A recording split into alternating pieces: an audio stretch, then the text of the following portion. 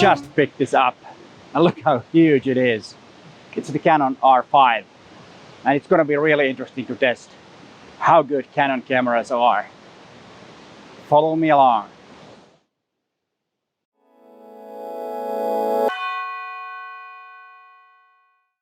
Hi there, my name is Peter Forsgaard. I'm a professional photographer from Helsinki, Finland. And if you're new in this channel, I don't normally use full frame cameras. I'm a Micro Four Thirds shooter. I've been shooting with Olympus for many years. But before that I used to use Canon, and that's why I wanted to test this. So if you're new here, welcome.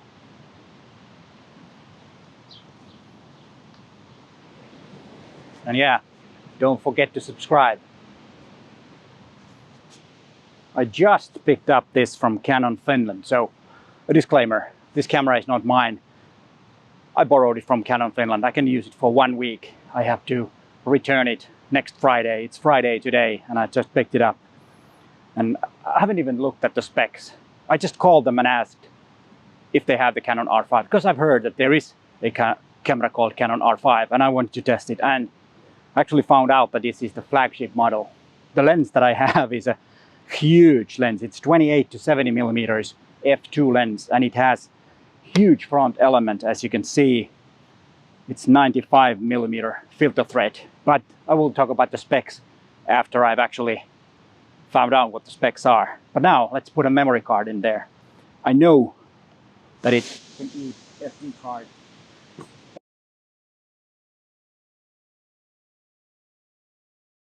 Which I don't have. Or CFast 2.0 or something like that. And let's turn it on. It's alive, it works. And let's go to the menu, and there it is. Format the card, slot 2. Yes, it's formatted. Now we're ready to do some photographs with this beast. It's heavy. It's just so heavy, this lens.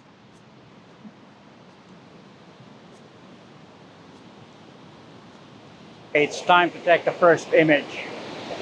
I'm gonna take an image of that waterfall. I hope you can hear my voice because it's a pretty loud noise. Let's see how it goes.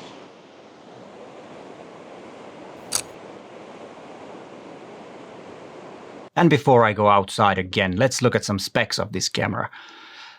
As I said, the combination that I used with the 28 to 70 millimeter f2.0 lens, it's a huge weight. But if we look at the specs of the body itself, the weight of the body is with the memory card and the battery 738 grams, which is not that bad actually. As I said, the combination is huge or heavy, but the actual camera body isn't that bad.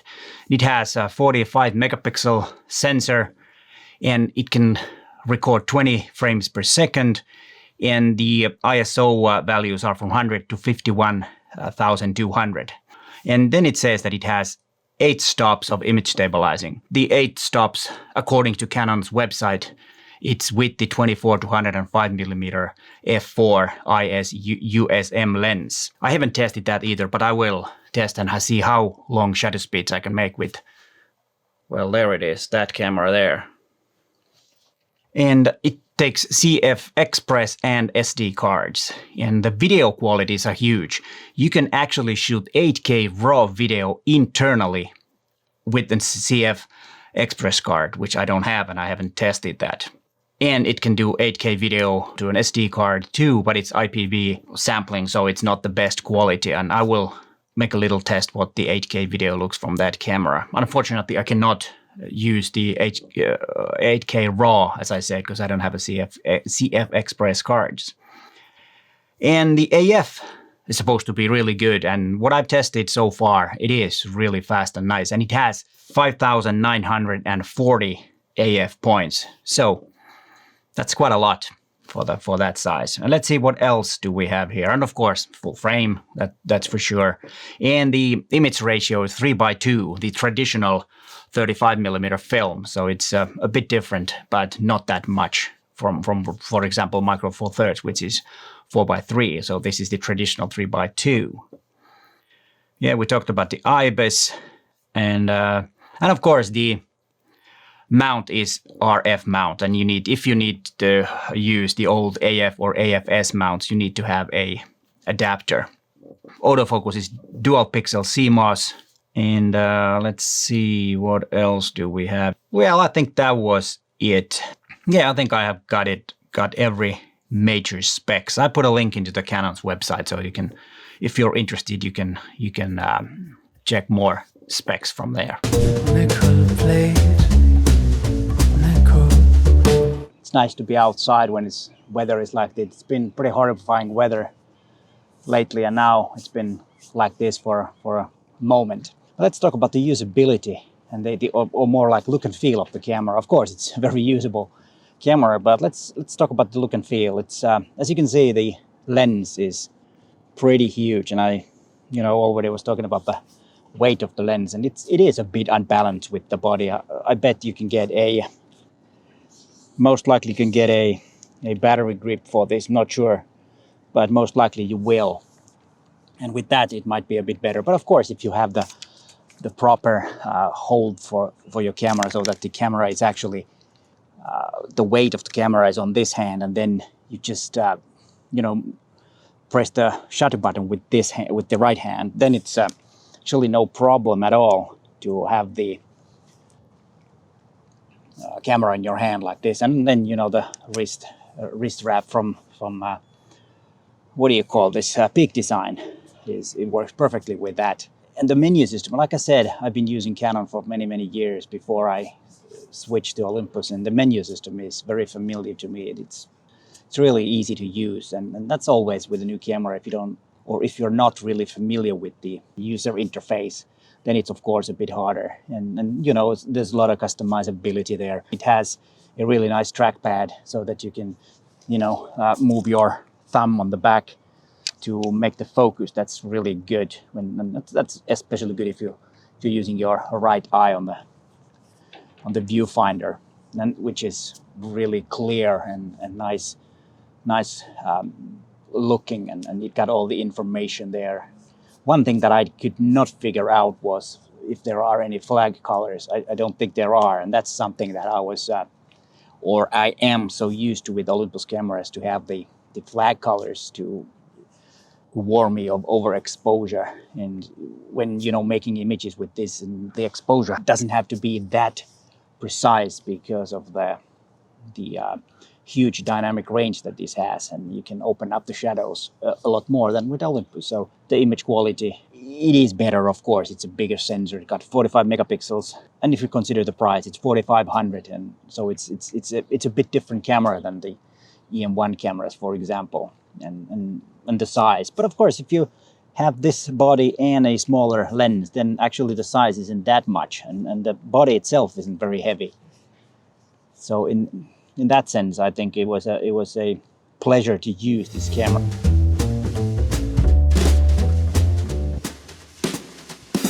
But I know for sure the day will come when you first realize what you have done, and you finally get your debt repaid and revenge is served on a cold plate. Oh yeah, on a cold plate, on a cold plate. Before we look at some more images, there's one more thing that's really good when it comes to usability of this camera. This ring in front of the lens can be used for different things, and the default setting is exposure compensation, which is really good. So just by turning this, which has some clicks too, you can change the exposure compensation, but you have to activate the light meter with pressing the shutter button. But it's a really handy way of making the exposure corrections with this. It's actually a bit better if you holding your camera like this. It's actually a bit better than the back wheel. That's something that I would love to have in my Olympus camera. But let's look at some images before I tell you what I think about all this.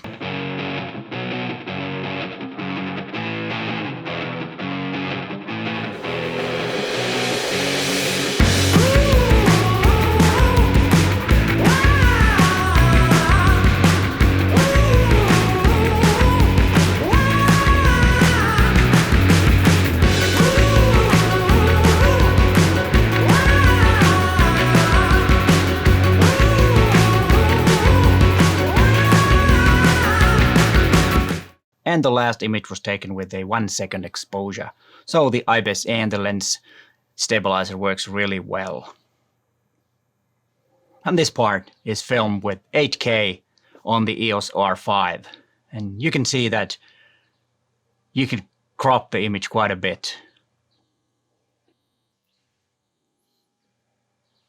And it looks pretty good. So what do I think about all of this?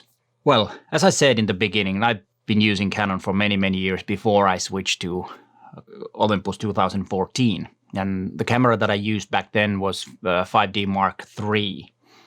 And the Mark IV version of that camera came later, so I never really used that. So this is kind of like the Mark III mirrorless version. And as you know, I just picked the camera up and started using it. There wasn't really any big problems with that, but usually it is when you're taking a camera that you never used before. And what I liked about this, that they kept the menu system like it was way back. It was good back then, and it's still good. Then, of course, the camera, for me, when I'm now used to a bit smaller cameras, it is a bit too big for me. So would I get one of these cameras? Yes, I would, if I had a studio, for example, and I needed to make big product shots or portraits in a studio, then I would probably be interested in something like this. But the way I shoot now, this whole system is a bit too big, and of course it's a lot more expensive too, so that's always something to consider about the price. But all in all, I think Canon has made some really, really great cameras in the past, and they were a bit slow entering the mirrorless market. But you know, when they did, they have a good lineup of R series cameras, and yeah, I'm happy for Canon because, of course, I did use Canon so long, so I have a kind of a sweet spot for them too. And if I ever switch, Canon is the most likely if I need a so-called full frame. But I'm not switching because I'm totally happy with Olympus. It suits my work right now, and that's why I'm sticking, because it's a perfect system for me. But it was really, really interesting to test this, and thanks for Canon Finland for letting me test this combination, especially the huge 28 to 70mm f2 lens, which was magnificent. Probably one of the best lenses I've ever used. And this 35mm is a lot cheaper lens, and it was good too, as you probably saw from the images that there's nothing wrong with this lens either, and it's probably a lot better with the video work when it's a bit smaller, where you can, you know, attach it to a gimbal or something like that. And here are some other videos that you might want to watch. But hey, thanks for watching, and bye for now.